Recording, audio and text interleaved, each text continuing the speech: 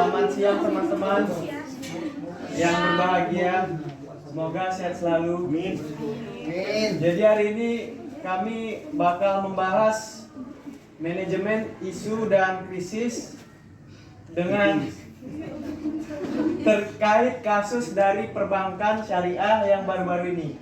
Teman-teman tahu kan kasus perbankan syariah yang baru-baru ini? Tahu dong. Dengan begitu akan dipresentasikan oleh teman saya. Yang pertama ialah Ara Siti Zahra. Siti Zahra, silakan. Bank syariah, definisi, fungsi dan prinsipnya. Yang pertama tuh bank syariah adalah bank yang dalam aktivitasnya baik penghimpunan dana maupun dalam angka penyaluran dananya memberikan dan menggunakan imbalan atas dasar prinsip syariah, yaitu jual beli dan bagi hasil. Prinsip bank syariah memberi dana wajib untuk berbagi keuntungan dan kerugiannya. Islam melarang konsep menghasilkan uang dari uang. Unsur-unsur gara, yaitu ketidakpastian, tidak diperbolehkan. Terus selanjutnya fungsi bank syariah. Yang pertama itu, bank syariah berfungsi menghimpun dan menyalurkan dana masyarakat dalam bentuk lembaga baitul mal. Yang ketiga, bank syariah menghimpun dana sosial yang berasal dari wakaf. Selanjutnya saya kembalikan kepada moderator. Dari teman kita Siti Zahra, teman kita yang lainnya yaitu Imam. Imam dipersilakan. Bacanya satu PPT aja. Ya. Selanjutnya keunggulan bank syariah dan kekurangan. Keunggulan bank syariah yang pertama, perbankan syariah menerapkan konsep tanpa bunga. Kalau dalam bahasa banknya agamanya Pak udah waroba bagi hasil. Baru yang kedua, sistem perbankan yang lebih transparan dan adil. Dia Pak. Kemudian perbankan edge dan bertanggung jawab berdasarkan prinsip hukum Islam. Beda dengan konvensional Pak, sesuai dengan agama-agama yang dilakukan Islam. Itu adalah bank syariah. Selanjutnya, inklusi keuangan. Perbankan syariah menyediakan layanan keuangan yang dapat diakses oleh muslim dan non-muslim. Beroperasi berdasarkan peraturan dan prinsip yang ketat. Itulah prinsip yang ketat dari agama yang telah berkembang. Kekurangan bank syariah yaitu jangkauan global. Oh iya. Keren dari teman kita Imam. Selanjutnya Di video itu masuk YouTube. Baiklah, saya akan melanjutkan materi yang telah disampaikan Imam, yaitu kekurangan bank syariah. Yang pertama yaitu penawaran produk yang terbatas. Perbankan syariah beroperasi berdasarkan prinsip dan peraturan ketat yang dapat membatasi jenis produk dan layanan yang dapat ditawarkan. Contohnya, perbankan syariah mungkin tidak menawarkan pinjaman atau hipotek konvensional yang dapat merugikan nasabah. Yang kedua yaitu jangkauan global yang sangat terbatas. Perbankan syariah terutama konsentrasi di negara mayoritas muslim. Contohnya di negara kita yaitu di Indonesia, apalagi Aceh itu rata-rata kan bank syariah gitu kan. Nah, ini tentu menjadi halangan bagi mereka yang ingin berpergian jauh, contohnya entah keluar negeri gitu, karena BSI nggak ada. Karena bank syariah tidak membebankan bunga, mereka mungkin membebankan biaya yang lebih tinggi untuk layanan mereka untuk menutupi biaya operasional mereka. Ini bisa menjadi kerugian bagi pelanggan yang mencari opsi perbankan berbiaya rendah. Baik, saya kembalikan kepada moderator. isu yang akan dijelaskan oleh teman kita Nadila Ramadhani. Nadila dipersilakan. Baik, terima kasih kepada moderator. Materi selanjutnya itu adalah isu yang dihadapi Bank Syariah Indonesia atau BSI.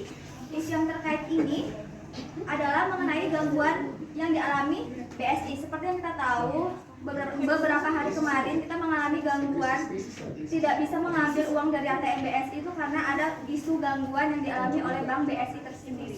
Baik, saya kembalikan kepada moderator. Oleh perbankan syariah. Dia ada yang ditambahi? Kepada Mutia, silakan. Saya akan melanjutkan penjelasan tentang krisis yang dihadapi oleh Bank BSI.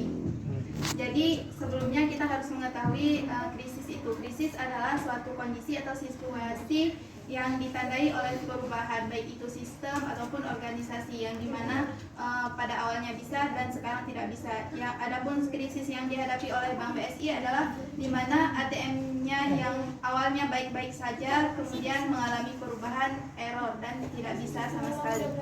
Saya kembalikan kepada moderator. Maaf sebelumnya ada kesalahan. Jadi saya di sini menjelaskan tentang langkah PT BSI dalam melakukan pemulihan layanan.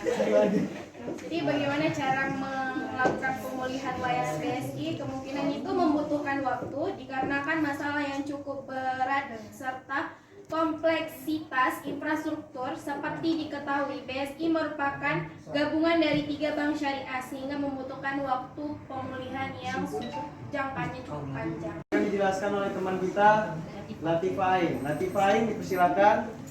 Baik, saya akan menjelaskan tentang kesimpulan dari permasalahan BSI sendiri, yaitu seperti yang kita tahu, bank syariah itu merupakan bank yang dalam aktivitasnya baik pengimpunan dana maupun dalam rangka penyaluran dananya itu. Tujuan utama dari bank syariah adalah menyediakan fasilitas keuangan dengan mengupayakan instrumen-instrumen keuangan yang sesuai dengan ketentuan dan dengan norma syariat Islam. Baik, saya kembali kepada moderator. Latifah Ain, itulah presentasi dari kelompok kami yang sangat menarik ya kan topiknya. Bener nggak sih? Ya. Selanjutnya sesi tanya jawab. Kayaknya mukanya udah semangat nih mau bertanya. Kita sediain 3 ya. Yang mau bertanya 2 ya. 2. Yang mau bertanya tunjuk tangan.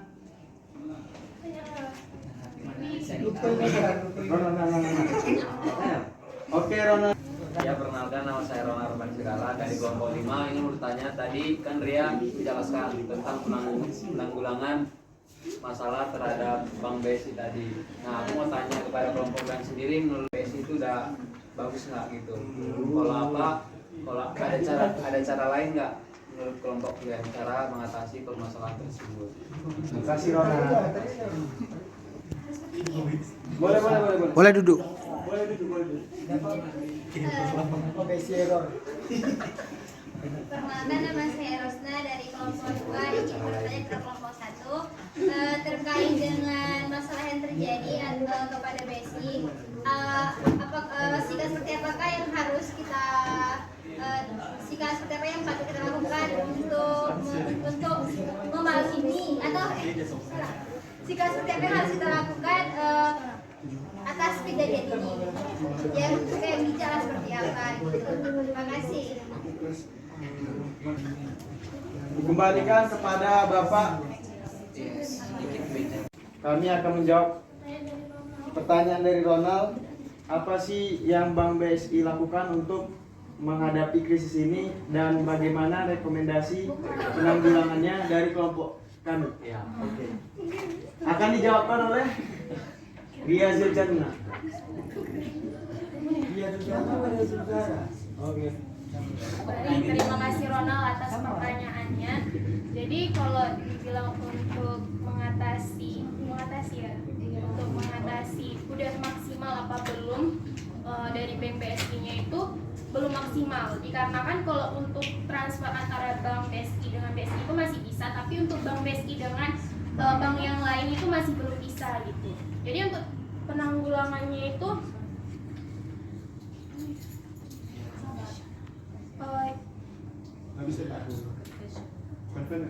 jadi kalau untuk penanggulangannya itu belum dapat dikarenakan ini juga masih bank baru ya kan, jadi belum tahu bagaimana cara penanggulangan untuk beberapa ke depan. Jadi untuk solusinya mungkin kalian bisa buat bank baru untuk ATM cadangan gitu. Seperti itu mungkin dari kami. Lebih dan kurang minta maaf. Rona, bisa diterima? Baik, terima kasih. Cara menanggulangi dari kelompok kami yaitu sesuai yang kita ketahui bahwa di Aceh itu kan ada bank daerah, Bank Aceh. Jadi mungkin teman-teman bisa menggunakan atau membuat Bank Aceh sehingga dapat dapat mengantisipasi ketika terjadinya BSI error. Terima kasih. cara kita untuk menghadapi situasi ini ya kan? Akan dijawab oleh Dwi Ayu. Jadi saya akan menjawab pertanyaan dari Rosna. Sebenarnya itu sangat simpel ya. Itu dari kita sendiri gitu. Misalkan ini kan BSI bermasalah, kita nggak bisa tarik uang, nggak bisa transfer itu. Sebelum itu kan permasalahannya itu berapa kali, beberapa kali kan, dalam sekian kalinya gitu. Jadi kita harus siap siaga gitu, mempersiapkan uang cash agar bisa makan gitu kan. Kalau kita sebagai anak kos gitu, kalau nggak ada duit kan nggak bisa makan kan. Jadi itulah mungkin cara dari kami, mungkin akan ditambahi oleh Imam. Saya. Terima kasih. Baik, saya akan menambahi sedikit dari pertanyaan dari Rosna.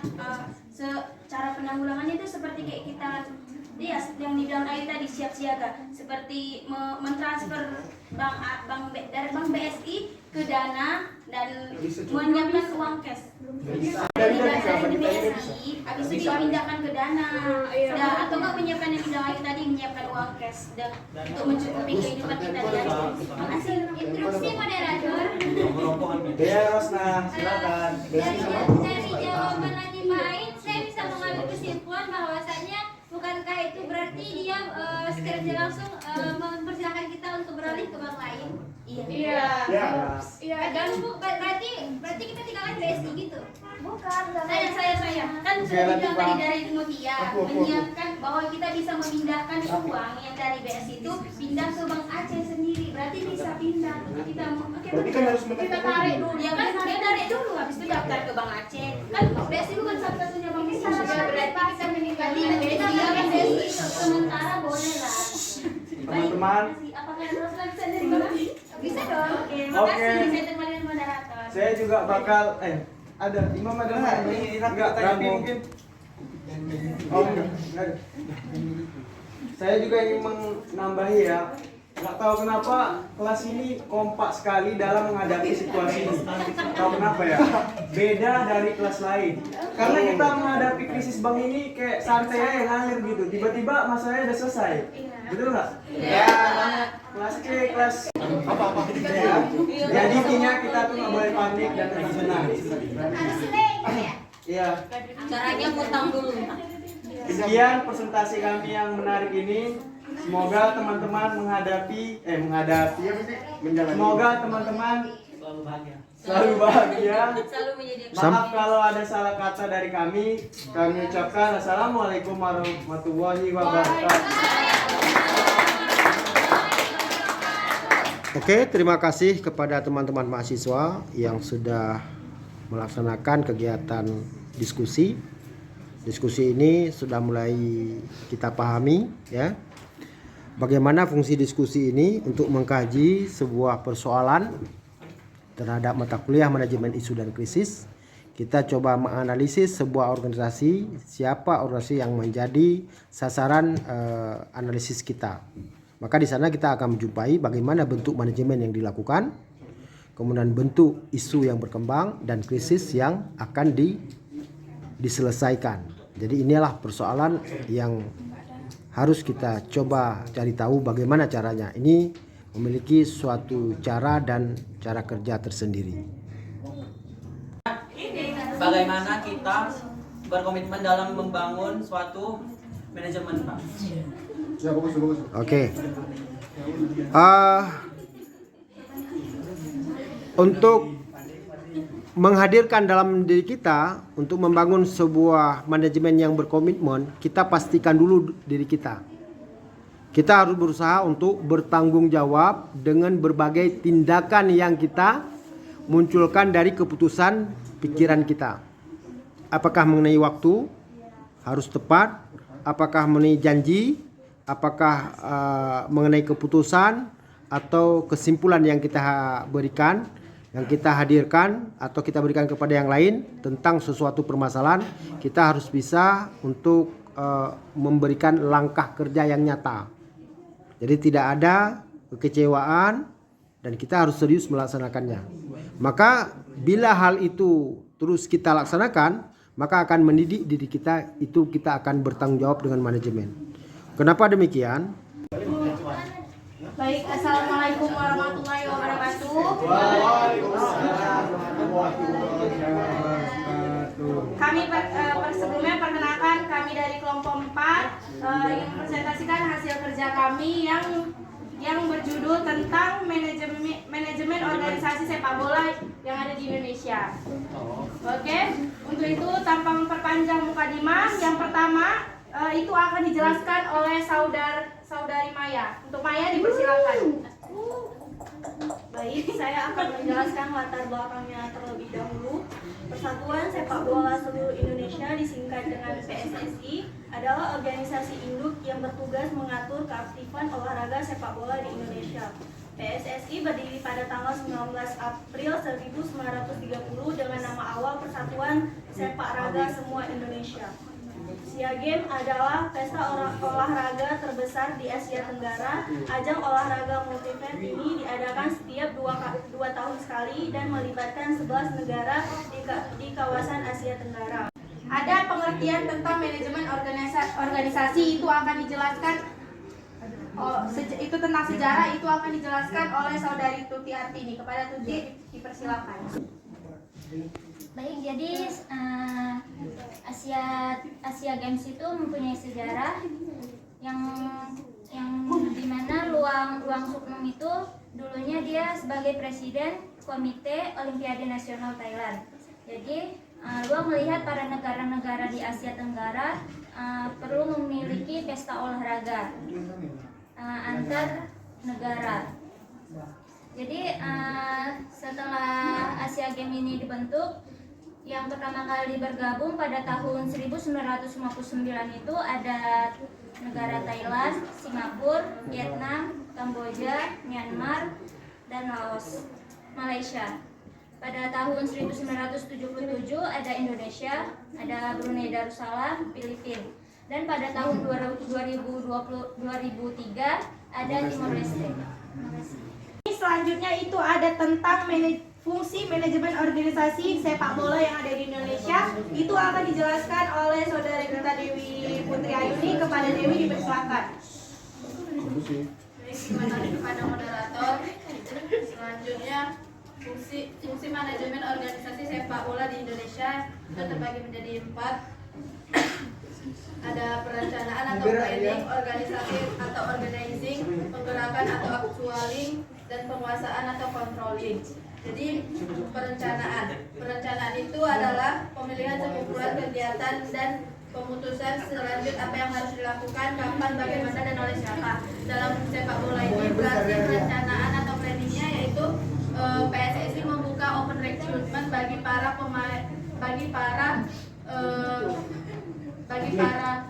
masyarakat yang memiliki minat atau bakat pada sepak bola. Selanjutnya organisasi atau organizing. Ini PSSI terdiri dari ketua umum yaitu Erick Thohir, wakil ketua umum Ratu Tisa Destria dan Zainuddin Amali, anggota komite eksekutif atau EXO ada Eko Setiawan, Endri Erawan, Juni Rahman, dan lain-lain.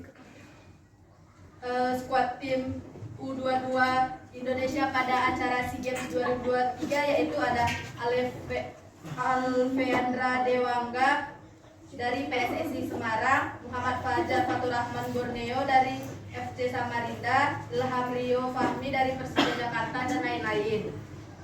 Selanjutnya ada penggerakan atau actualing. Penggerakan adalah menggerakkan orang-orang untuk mencapai tujuan yang telah ditetapkan secara efektif dan efisien. Pada dasarnya menggerakkan orang-orang yang bukan hal yang lebih mudah. Jadi dalam hal sepak bola ini penggerakan atau actualingnya itu berada di manajer sepak bolanya. Pengawasan atau controlling itu suatu proses untuk menerapkan pekerjaan apa yang sudah dilaksanakan, menilainya dan bila perlu mengoreksinya dengan maksud supaya pelaksanaan pekerjaan sesuai dengan rencana semula. Jadi dalam pengawasan ini ada pemasalan, ada pembibitan, ada pemanduan bakat, dan ada pembinaan. Baiklah, saya kembalikan kepada moderator. Terima kasih dari Dewi. Selanjutnya itu ada tentang isu-isu yang terjadi di sepak bola yang ada di Indonesia pada Asia Games. Itu akan dijelaskan oleh saudari Rina. Kepada Rina, maaf sebelumnya itu akan dijelaskan oleh saudara Rinesia. Kepada Rines dipersilakan. Saya akan menjelaskan tentang beberapa isu yang terjadi di sepak bola Indonesia pada SEA Games 2023. Yang pertama itu ada isu tentang kecurangan tuan rumah Kamboja di SEA Games 2023. Di sini dijelaskan bahwasannya ada dugaan tim bulu tangkis Kamboja memainkan pemain sambutan dari Cina.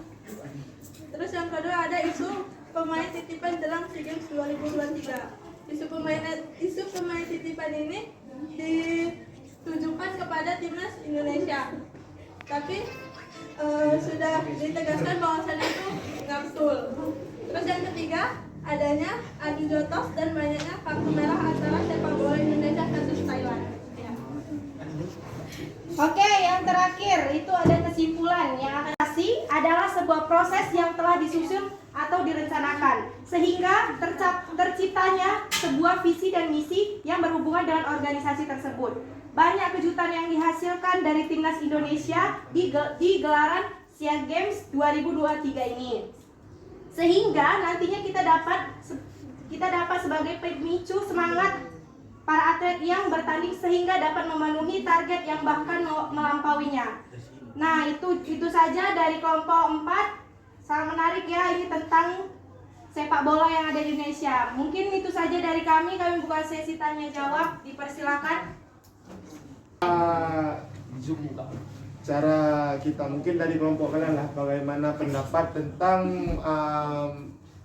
misal nih jadi Indonesia jadi tuan rumah nih, misalnya dari kelompok kalian ini adalah anggota dari kepanitiaan aktif, maksudnya panitia yang penting lah dalam penyelenggaraan SEA Games ini. Nah, untuk menghindari yang namanya mafia judi, mafia bola, bahkan sampai adanya pengaturan skor, itu bagaimana cara kalian menetralisasikannya?